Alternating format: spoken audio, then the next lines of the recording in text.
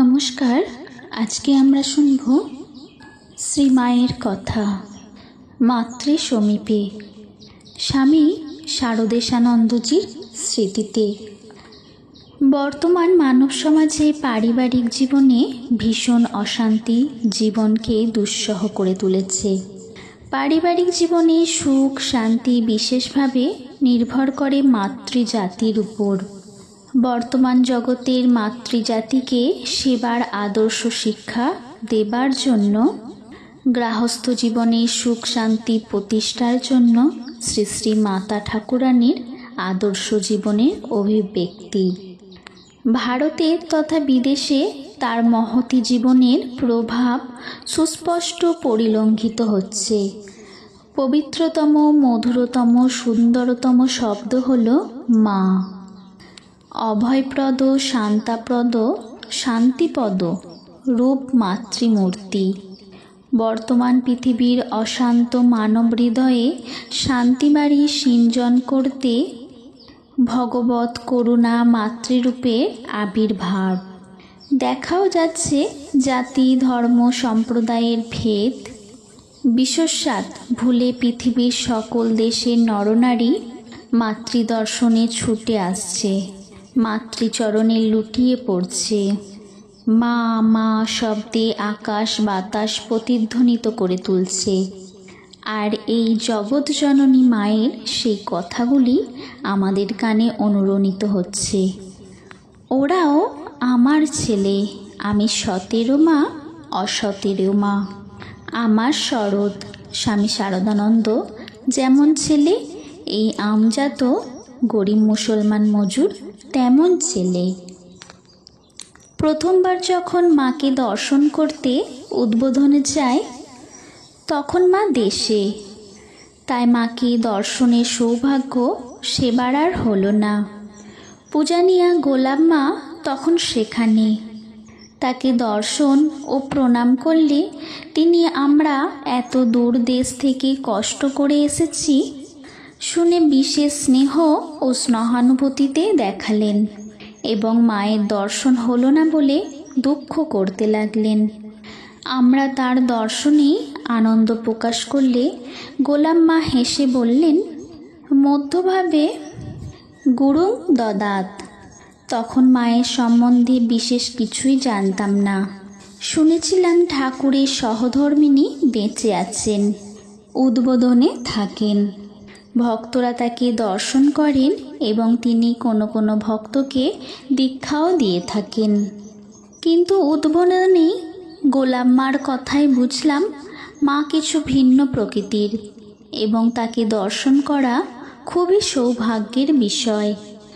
পরে পূজনীয় শরৎ মহারাজকে বলতে শুনি, মা আর ঠাকুর কি আলাদা?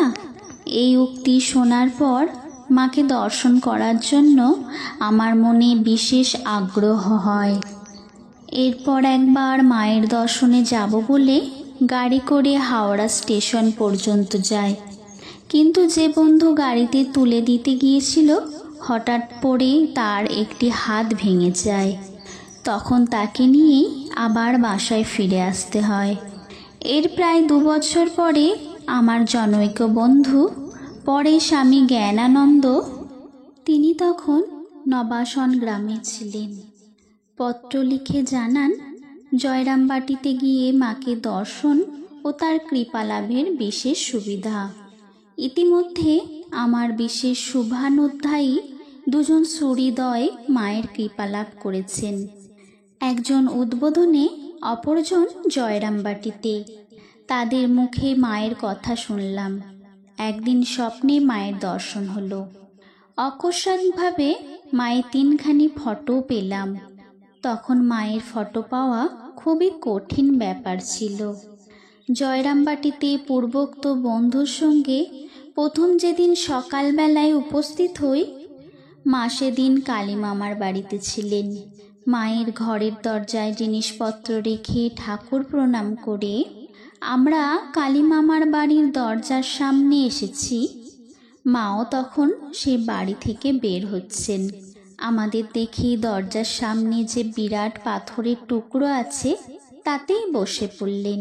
নিচে পা মেলে কোলের উপর হাত দুখানা রেখে, পরনে লাল নরুন পেরে সাদা কাপড়, মাথায় আধা ঘোমটা টানা, ডান দিক অনাবৃত, অল্প কোঁকড়ানো চুলের রাশি ডান কাঁধের উপর দিয়ে ঝুলে পড়ছে, হাতে বালা, পায়ের বৃদ্ধাংশুটে লোহার আংটি, গলায় খুব সরু রুদ্রাক্ষের মালা ঝুলছে, উন্নত দেহ। তখন তাকে বেশ সুস্থ সবলই মনে হচ্ছিল। প্রসন্ন বদনে মৃদু হেসে আমাদের মুখের দিকে চেয়ে বন্ধুকে জিজ্ঞাসা করলেন, এ ছেলেটি কে গো? বন্ধু উত্তর দিলেন, মা, আপনারই ছেলে, আমার বাল্যবন্ধু। দুজনে মাকে প্রণাম করলাম। মা আমাদের স্নেহাশীর্বাদ জানিয়ে ডেকে ঘরে নিয়ে চললেন। মায়ের রূপ দেখলাম, কথা শুনলাম, মা সত্যিই মা। মনে পড়ে গেল স্বপ্নে দেখা সেই মুখের কথা। অজানা অচেনা কোথাও এসেছি বলে মনে হলো না। এক মুহূর্তেই আপনার হয়ে গেলাম। ভয় ভাবনা সংকোচ সব কাটিয়ে দিলেন। প্রসাদ পাবার সময় মা নিজে হাতে পরিবেশন করে খাওয়ালেন। নানা কথা হলো। আমার বন্ধুটি কথা প্রসঙ্গে বললেন, ওর কাছেই আমি প্রথম ঠাকুরের কথা শুনেছিলাম। আমিও বললাম, আবার ওই আমাকেই আপনার কাছে নিয়ে এসেছে। মা শুনে খুব খুশি হয়ে বন্ধুকে ডেকে বললেন, ভালোই হলো, ও তোমার উপকার করেছিল, তুমি আবার ওর উপকার করলে। মায়ের করতল ছিল রক্তাভ, অনেকেই তা দেখার সুযোগ পেয়েছেন। পদতলও ছিল লাল, ঠিক স্থলপদ্মের আভা। মায়ের মাথায় ছিল সুদীর্ঘ ঘন কালো একরাশ চুল, রেশম সুতোর মতো উজ্জ্বল মসৃণ, সামনের দিকটা অল্প কোংড়ানো। সুগঠিত মুখে দীর্ঘ নাসা, অপূর্ব সুন্দর দৃষ্টি, প্রশান্ত স্থির, কৃপা মাখানো, যা সকলের অন্তরে সর্বদা করুণা বর্ষণ করত। প্রশস্ত উজ্জ্বল কপাল, প্রসন্ন মুখ, দেখলেই চিত্ত শান্ত হয়। শ্যামগৌর রং প্রথমে ছিল উজ্জ্বল, শেষ বয়সে ম্লান হয়ে গিয়েছিল। চেহারা ছিল লম্বা, হাত পাও অপেক্ষাকৃত লম্বা। একটু বাঁদিকে কাত হয়ে চলতেন ধীরে ধীরে, পরে হাঁটুতে বাত ধরেছিল। সন্ন্যাসী গৃহী সকল সন্তানেরই উপর ছিল মায়ের সমান স্নেহ ভালোবাসা। গৃহস্থ সন্তানেরা যখন মায়ের কাছে এসেছেন, কখনো তাদের মনে হয়নি যে তাদের প্রতি মায়ের কোনরূপ বৈষম্যমূলক আচরণ হচ্ছে বা স্নেহ মমতার কিছু কমতি আছে। মায়ের সহানুভূতি ও সমবেদনা তাদের সুখ দুঃখের সংসার যাত্রার অন্তরের দুঃখ বেদনা লাঘব করত ও আনন্দ উৎসাহ বৃদ্ধি করত। মা অনেকেরই বাড়িঘর, পরিবার পরিজন, চাকরি রোজগার, সাংসারিক অবস্থায় খোঁজ নিতেন। তারা কোনো সমস্যার কথা নিবেদন করলে মা তা মনোযোগ দিয়ে শুনে সঠিক কর্তব্য নির্দেশ করতেন ও উপদেশ দিতেন। কি আশ্চর্য তীক্ষ্ণ দৃষ্টি ছিল মায়ের, ভেবে অবাক হয়ে যায়। জয়রামবাটিতে বিভিন্ন স্থানের ভক্ত সমাগত হলে মা রাধুনী মাসিকে ঠিক বলে দিতেন কে কি খাবে, কতটা খাবে, এমনকি রুটির সংখ্যা পর্যন্ত। তাই মায়ের বাড়িতে মায়ের কাছে খেয়ে ছেলে মেয়ের এত তৃপ্তি। ঠাকুরের কথায় মা ঠিক জানে কোন ছেলের পেটে কি সয়। জয়রামবাটিতে দেখা যেত সব পুরুষ ভক্তকে খাইয়ে পরে স্ত্রী ভক্তদের নিয়ে মা নিশ্চিন্তে আহার করতে বসতেন। দৈবাৎ কোনো কাজের জন্য কোনো ছেলে বাইরে গেলে সে না ফেরা পর্যন্ত যত বেলাই হোক মা অপেক্ষা করতেন। রাস্তার দিকে চেয়ে থাকতেন, এগিয়ে গিয়ে দাঁড়াতেন, বাছা এত বেলা পর্যন্ত খায়নি, খিদেই কষ্ট পাচ্ছে। উদ্বোধনে কিন্তু মুশকিলের ব্যাপার, ছেলেদের না খাইয়ে মা খাবেন না। আর গুরুগত প্রাণ নিষ্ঠাবান ভক্ত শারদানন্দ ইষ্টদেবীর আহারের আগেই বা কিভাবে খাবেন? সেজন্য ব্যবস্থা হয়েছে মা মেয়েদের নিয়ে একটা ঘরে আহারে বসবেন, আর শরৎ মহারাজ ছেলেদের সঙ্গে বসবেন অন্য একটি ঘরে।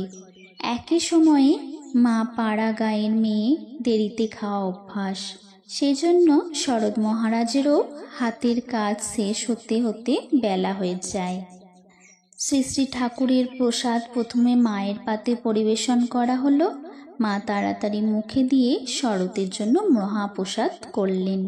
গোলাম মা সেই প্রসাদ এনে দিলেন মহারাজকে। ভাগ্যবান সঙ্গীরাও সে প্রসাদ থেকে বঞ্চিত হলো না। একবার জয়রামবাটিতে মায়ের জন্মদিনে ভক্তগণের ইচ্ছা হলো মা প্রথমে খাবেন, সন্তানেরা পরে প্রসাদ পাবে। একজনের উৎসাহ বেশি, অগ্রণী হয়ে মাকে এই আকাঙ্ক্ষার কথা জানালো। মা আজ আর কোনো আপত্তি করলেন না, নীরবে সায় দিলেন। ঠাকুরের ভোগের পর থালায় সমস্ত প্রসাদী দ্রব্য সাজিয়ে দিয়ে আসনের সম্মুখে রেখে তাকে ডাকলে তিনি ধীরে ধীরে যন্ত্রচালিতের মতো আসনে গিয়ে বসলেন। করুণাপূর্ণ দৃষ্টিতে সমস্ত দ্রব্য দেখলেন, এটা ওটা একটু আধটু মুখে দিলেন। তারপর সামনে যে সন্তানটি ছিল তার মুখের দিকে চেয়ে অতি কাতরভাবে বললেন, ছেলেদের খাওয়ার আগে গলার নিচে যায় না, তাড়াতাড়ি তোমাদের খাবার ব্যবস্থা করো। এই বলেই হাত মুখ ধুয়ে উঠে পড়লেন এবং নিজের ঘরে এসে দরজার গোড়ায় ছেলেদের খাওয়া দেখতে বসলেন। সব ব্যবস্থা ঠিক ছিল, মুহূর্তের মধ্যেই ছেলেরা খেতে বসল। মায়ের প্রাণ ঠান্ডা হলো। যে আহাম্মক সন্তান অগ্রণী হয়ে মাকে আজ আগে খেতে রাজি করিয়েছিল এবং বিশেষ আত্মপ্রসাদ লাভ করেছিল, এতক্ষণে তার হুঁশ হলো। তাই তো কি কাজ করলাম, আজ মায়ের খাওয়া নষ্ট করলাম। প্রতিদিনের মতো ছেলেদের খাওয়ার ব্যবস্থার আগে করে পরে মেয়েদের সঙ্গে তাকে বসালেই তো ভালো হতো। তিনি নিশ্চিন্ত হয়ে স্বস্তিতে খেতে পারতেন। হায় ঐশ্বর্যের দাস আমরা, এই মাধুর্য লীলার কথা কি করে বুঝব? তাকে ঠাকুর দেবতা সাজিয়ে পূজা ভোগ রাগের ব্যবস্থা করে নিজেদের ঐশ্বর্য লিপ্সার রসাস্বাদন করি, কিন্তু তিনি সমস্ত ঐশ্বর্যের আবরণ ভেদ করে শুদ্ধ মাধুর্যময় মানস শরীরে ধারণ করেছেন, আমাদের মা হয়ে এসেছেন। তা স্নেহামৃত পান করবার জন্য এ কথা আমরা বিশ্বাস করতে ও বুঝতে পারলাম কই। সন্তানদের সুখ স্বাচ্ছন্দ্যের দিকে ছিল মায়ের তীক্ষ্ণ দৃষ্টি। ছেলেদের শুকনো মুখ, দিন বেশ ক্ষীণ শরীর মা দেখতে পারতেন না। তাই উদ্বোধন ছিল সকলের জন্য প্রতিদিন মাছের ব্যবস্থা, কারণ বাঙালি ছেলেদের মাছ না হলে পেট ভরে না। আহারের পরে সকলকে পান খাবে, তাই মা নিজেই পান ছেজে রাখতেন। আবার যারা পান বেশি ভালোবাসতেন তারা বেশি পেত। ছেলেরা মুখ ভরে পান চিবোচ্ছে দেখলে মা ভারী খুশি হতো। ছেলেদের সাদা থান ধুতি পরা মায়ের মোটেও পছন্দ ছিল না। ভক্তরা তাকে অনেক সরু পাড়ওয়ালা কাপড় দিতেন, তার নিজের ছিল সামান্যই প্রয়োজন। সেই সব কাপড় অকাতরে বিলিয়ে দিতেন ছেলেদের। ছেলেদের মধ্যে কেউ কেউ শৌখিন মা জানতেন, তাকে মিহি সুন্দর পাড় কাপড় দিতেন। যে মোটা ভালোবাসতেন তাকে তাই দিতেন। কারু কারু কাপড় তাড়াতাড়ি ছিঁড়ে যায়, মা তাকে বেশি কাপড় দিতেন। খাওয়া জল খাওয়া সব ব্যাপারেই যে যেমন চাইতো, যার পেট যেরূপ সহ্য হতো মা তাকে ঠিক সেই রকমই দিতেন। উদ্বোধনের সন্ন্যাসী ব্রহ্মচারীগণ বিভিন্ন প্রকৃতির, কিন্তু সকলেরই মায়ের সন্তান, মায়ের স্নেহের সমান অধিকারী। তাদের সকলেরই খাওয়া পড়া সুখ সুবিধার জন্য মা বিশেষভাবে ভাবতেন। এই প্রসঙ্গে একটি ঘটনার কথা মনে পড়ছে। উদ্বোধনের ডাক্তার মহারাজ স্বামী পূর্ণানন্দজি রাত্রে কোনো কোনো দিন ঠিক সময়ে খেতে আসতে পারতেন না এবং সেই জন্য গঞ্জনাও ভোগ করতেন। একদিন খুব বেশি দেরি হওয়াতে গঞ্জনা খুব বেশি হলো দেখে মা তাকে আড়ালে ডেকে সস্নেহে এর কারণ জিজ্ঞাসা করলেন। স্বামী পূর্ণানন্দ মায়ের স্নেহের স্পর্শে কেঁদে ফেললেন এবং বললেন, রাজা মহারাজের স্বামী ব্রহ্মানন্দজির আদেশ নিত্য 10,000 জপ করবে সংখ্যা ঠিক রেখে, এবং ভুল হলে প্রথম থেকে পুনরায় জপ করবে। সংখ্যা ভুল হলে জপের ফল রাক্ষসে খেয়ে ফেলে। মা রাক্ষসে খাওয়ার কথা শুনে হেসে উঠলেন এবং বললেন, বাবা, তোমরা ছেলে মানুষ, চঞ্চল মন, একাগ্রচিত্র হয়ে জপ করার জন্য রাখাল এরকম বলেছে। তা বাবা, আমি বলছি, খাবার ঘন্টা বাজলেই তুমি ঠিক সময়ে চলে এসে খাবে। জপের সংখ্যা পূর্ণ না হলেও দোষ হবে না, পরে আবার সুবিধা মতো জপ করো। মায়ের ভরসা পেয়ে সন্তান নির্ভয় হলেন এবং যথাসময়ে খেতে আসতে লাগলেন। মা প্রতিদিন সকালের পুজোর পর প্রসাদী মিশ্রির শরবত একটু খেতেন। এ তার বরাবরের অভ্যাস। এ ছিল তার সকালের প্রধান জলযোগ, পিত্ত রক্ষা। এইটুকু মুখে দিয়ে মা সন্তানদের জলখাবার খাওয়াতেন। মনে পড়ে জয়রামবাটিতে সেই সুমধুর আহ্বান, বাবা, বেলা হয়েছে, জল খাবে এসো। সেই ডাক এখনো যেন কানে বাজে, প্রাণ ব্যাকুল হয়ে ওঠে। মনে হয় পাখি হয়ে উড়ে যায় সেখানে, সেই বারান্দায় যেখানে আসন বিছিয়ে জলের গ্লাস ও কাঁশিতে গুড় মুড়ি, পাতায় প্রসাদী ফল মিষ্টি রেখে দরজার দিকে মা চেয়ে আছেন সস্নেহে সনয়নে, ব্যগ্র হয়ে বৎসের প্রতীক্ষায় গাভীর ন্যায়। কিন্তু সে ভাগ্য তো আর হবে না। সারা বিশ্ব খুঁজলেও পাওয়া যাবে না সে মাতৃস্নেহ। ছেলেদের জল খাওয়া হলে মেয়েদের খেতে দিতে মা নিজেও একটু গ্রহণ করেন। ভক্তরা যে ফল মিষ্টি আনে তা অপরেই পায়, তিনি সামান্য একটু মুখে দেন মাত্র।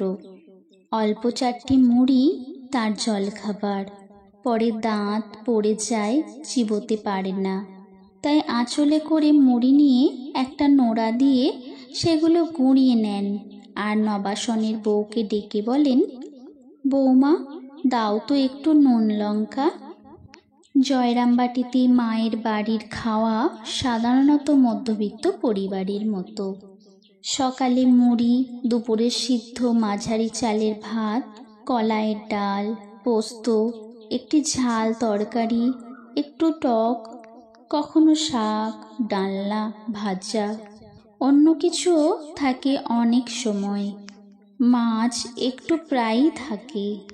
যতদিন শরীর সুস্থ সবল ছিল মা নিজেই রান্না করে পরিবেশন করতেন, পরে আর পারতেন না। কিন্তু প্রথম থেকে শেষ পর্যন্ত খাওয়ার সামনে বসে থেকে দেখতেন আসন, পাতা, জল সব যেন ঠিক মতো হয়, পরিষ্কার পরিচ্ছন্ন। গ্লাসে জল যেন কম বেশি না হয়, পাতা যেন ঠিক আসনের মাঝখানে থাকে। আসনগুলি ঘনও হবে না, দূরেও থাকবে না, সমান ফাঁকা ফাঁকা। পরিবেশন হচ্ছে মায়ের সুমধুর আহ্বান ছেলেদের কানে গেল, বাবা, বেলা হয়েছে, দেরি হয়ে গেল, তাড়াতাড়ি এসো, পাতে ভাত পড়েছে, খাবে এসো। ছেলেদের একটু দেরি হচ্ছে, হাতের কাজ শেষ না করে আসতে পারছে না। মা পাতা আগলে বসে আঁচল দিয়ে মাছি তাড়াচ্ছেন। ছেলেরা খাচ্ছে, মায়ের চোখে মুখে কি গভীর আনন্দের প্রকাশ। সুমধুর স্বরে ছেলেদের জিজ্ঞাসা করছেন, কেমন হয়েছে? কারো পাতে ভাত নেই, কারো বা ডাল কম, কার কিসের রুচি দেখে শুনে বলে কয়ে পেট ভরে খাওয়াচ্ছেন। কোনো নবাগত ভক্ত ছেলের প্রাণের আকাঙ্ক্ষা মায়ের প্রসাদ পাবে, মা তাকে বুঝিয়ে সুঝিয়ে প্রথমেই খাইয়ে দিলেন। বললেন, এখন বসে পেট ভরে খাও, আমার খেতে দেরি হবে। আমি প্রসাদ রাখবো তোমার জন্য, পরে ঠিক পাবে। দুপুরে মা একটু দুধ ভাতও খান, তরকারি একটু একটু সব মুখে দিয়ে বাটিতে দুধে 4টি ভাত মাখলেন, নিজে একটু মুখে দিলেন। তারপর প্রসাদী প্রার্থী ভক্তকে ডাকলেন। সে উপস্থিত হলে প্রসন্ন মুখে বললেন, বাবা, এই ধরো গো, প্রসাদ চেয়েছিলে, বসে বসে তৃপ্তি করে খাও।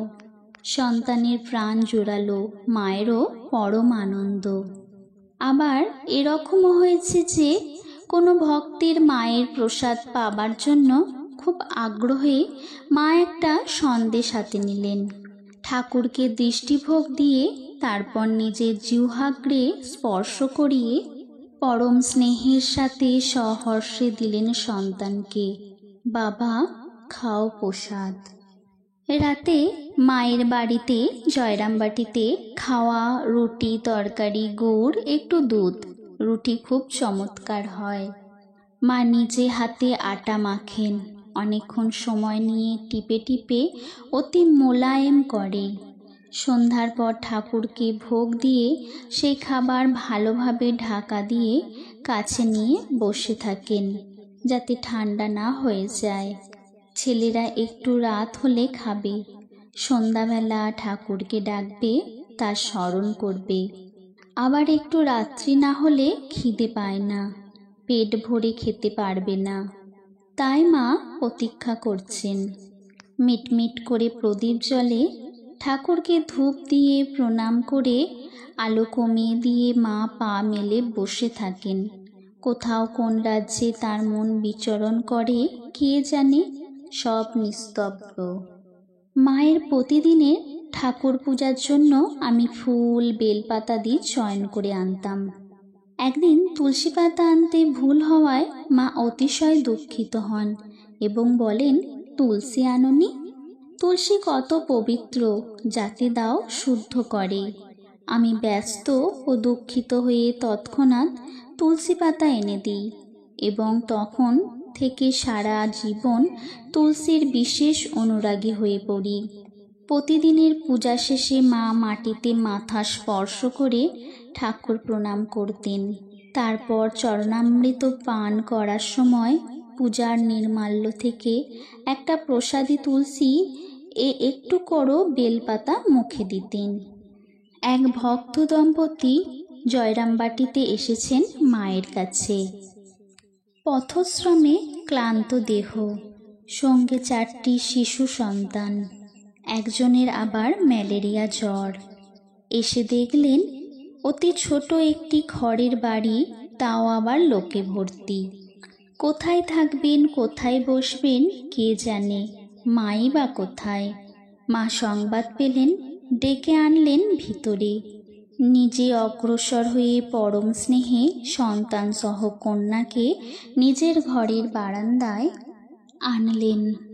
মায়ের মুখে আদরের মা এসো ডাক শুনে কন্যার বিপন্ন ও বিষণ্ণ ভাব কেটে গেল, হৃদয় ভরে উঠল, মুখের ভাব হলো প্রফুল্ল।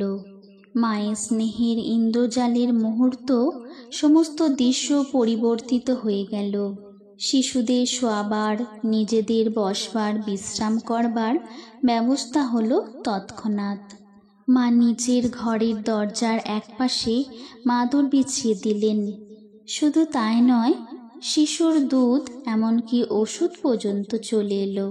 মায়ের ঘরে মেয়ের কি কোনো অভাব থাকে বা সংকোচ?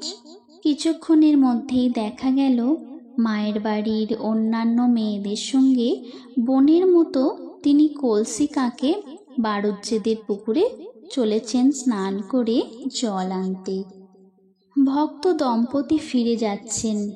মা সদর দরজায় 2 চোখ ভরা জল নিয়ে এক দৃষ্টিতে চেয়ে আছেন যতক্ষণ দেখা যায়। তারা দৃষ্টির বাইরে চলে যাবার পর দীর্ঘ নিঃশ্বাস ফেলে ফিরে এসে পা মেলে কোলের উপর হাত রেখে খুব বিমর্ষভাবে বসে পড়লেন। নলিনী দিদির ঘরের বারান্দায়। হঠাৎ কিছুক্ষণ পর দেখা গেল ভক্ত দম্পতির একটি গামছা পড়ে আছে। মা দেখে খেদ করতে লাগলেন। সেবক সন্তান তখন সেই গামছা হাতে নিয়ে ছুটে চলেছেন তাদের দিয়ে আসতে। তারা তখনও বেশি দূরে যায়নি।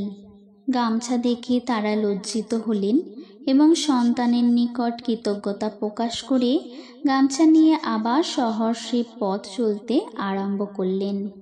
সন্তান ফিরে এসে মাকে সংবাদ দিলেন।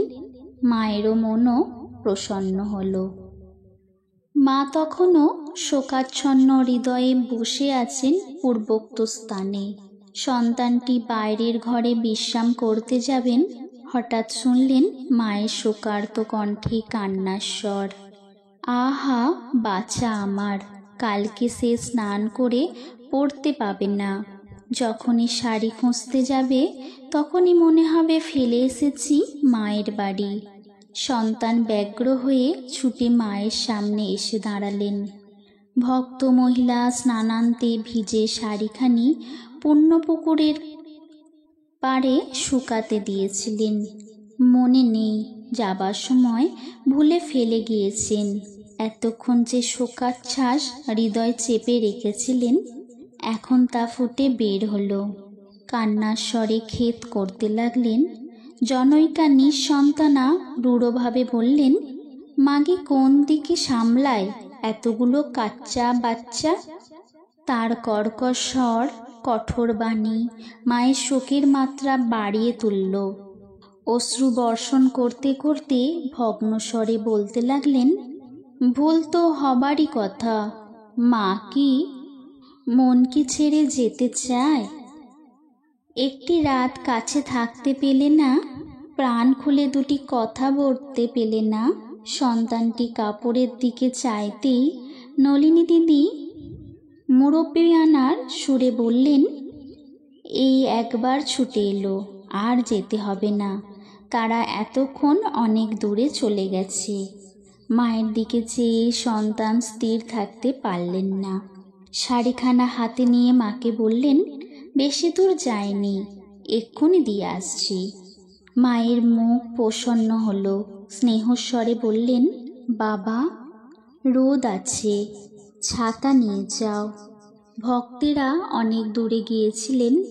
তাকে দৌড়ে আসতে দেখে অতীব বিস্মিত হলেন এবং শাড়ি দেখে তখন ভক্ত পরিবারের মনে পড়ল শাড়ি রোদে শুকাতে দিয়েছিলেন, আনতে ভুলে গেছেন।